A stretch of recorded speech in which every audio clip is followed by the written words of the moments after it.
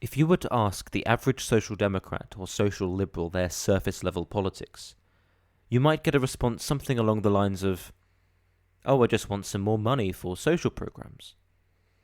And indeed, these two ideologies will often share some policy prescriptions, like robust social security, universal healthcare, or environmental regulations. However, when you dig deeper into their ideological underpinnings, their distinctions become rather stark. Now, some of you, particularly US viewers, might be tempted to dismiss the importance of this, given the broad agreement on the more immediate reforms.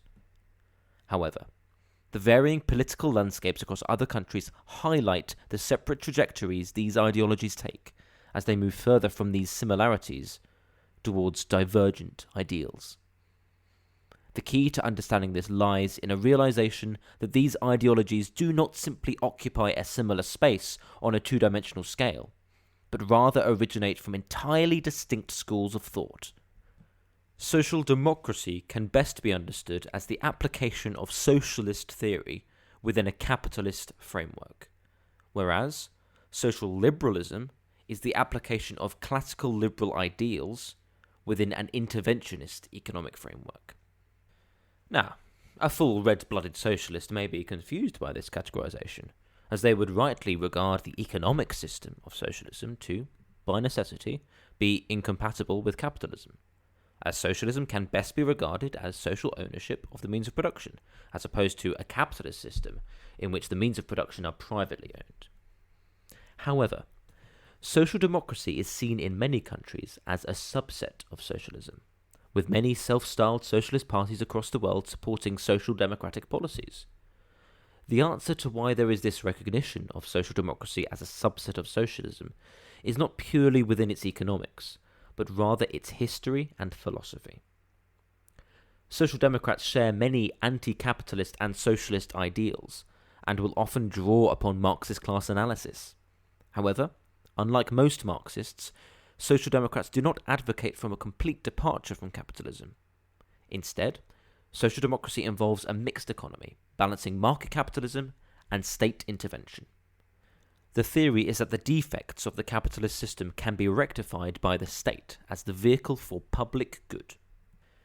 Historically, and continuing to this day, many social democrats advocate for this system as a stepping stone to democratic socialism, by preparing for the abolition of private ownership through gradual capital capture by the state.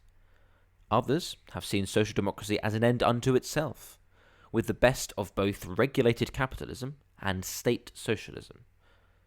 Clement Attlee, the harbinger of the post-war period in Britain, where the Liberals were driven into obscurity and both main parties agreed to a social democratic consensus, brought in sweeping economic changes including wide-ranging nationalisation. Instead of transitioning to a fully state socialist system, Attlee's government believed they could control the market for social good by taking state ownership of the commanding heights of industry.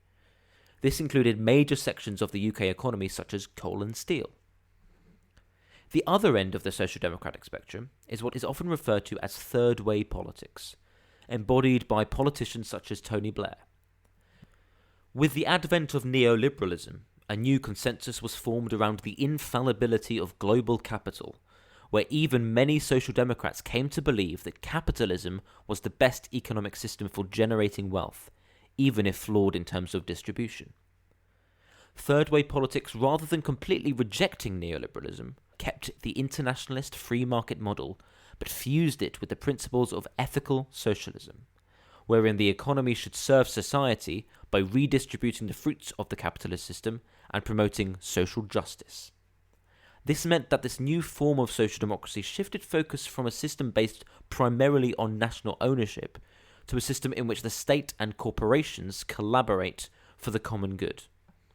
This goes along with paternalistic social policy designed to engineer socially desirable outcomes like reducing smoking, obesity, and crime. This bears resemblance to one-nation conservatism, but with a focus on equalising social class rather than preserving it. Indeed, former Labour leader Ed Miliband ran with the One Nation slogan for his 2015 campaign. So in summary, social democracy is the application of socialist theory within a capitalist framework, with policy prescriptions varying from widespread state ownership of key industries to corporate collaboration and regulation as a means to engineer a society based on equality, social justice, and the common good. Social liberalism, on the other hand, is an entirely different ideological system, based on the core liberal principles of methodological individualism, social contract theory, and principally, liberty. This is in stark contrast to social democrats who conceptualize society in terms of either Marxist class analysis or notions of social benefit held above the consideration for individual freedom and consent. Social liberalism takes its ideological cues from classical liberalism, but has a few distinctions which result in profound differences in policy. Whilst classical liberals argue for a limited state that only intervenes in order to protect individual freedom and property rights from those who would steal or harm others, social liberals argue for a more interventionist approach in order to achieve the aim of individual freedom. One of the key developments of this theory was the work of John Stuart Mill, who built on the utilitarianism of Jeremy Bentham, reconceptualizing liberalism from the idea of inalienable rights inherent to the individuals which should not be breached under any circumstance, to the alternate idea that society should be geared towards maximizing individual freedom, preference, and self-development, according to utilitarian calculations. Another useful key reconceptualization is that of the nature of freedom. Isaiah Berlin pointed out the distinction between negative freedom, which can be categorized as the absence of external restrictions or constraints on the individual, and positive freedom, the ability to be an autonomous individual and one's own master. Whilst classical liberalism is largely based on the former, social liberalism advocates for state intervention to provide the means for someone to live freely, in the positive sense. Therefore, whilst social liberalism fundamentally agrees that the market can be a force for good, and the economy should be focused on people-owned enterprise as opposed to state enterprise, they will also advocate for many policies which allow all individuals to operate freely within that system. This often includes robust welfare, whether that be social safety net or something more substantive like universal basic income, or a strong focus on education, both in quality and access to all, as a means to better life for those that work for it, regardless of socio-economic background, or universal healthcare, so that no one need go bankrupt just to receive treatment for ailments outside of their control.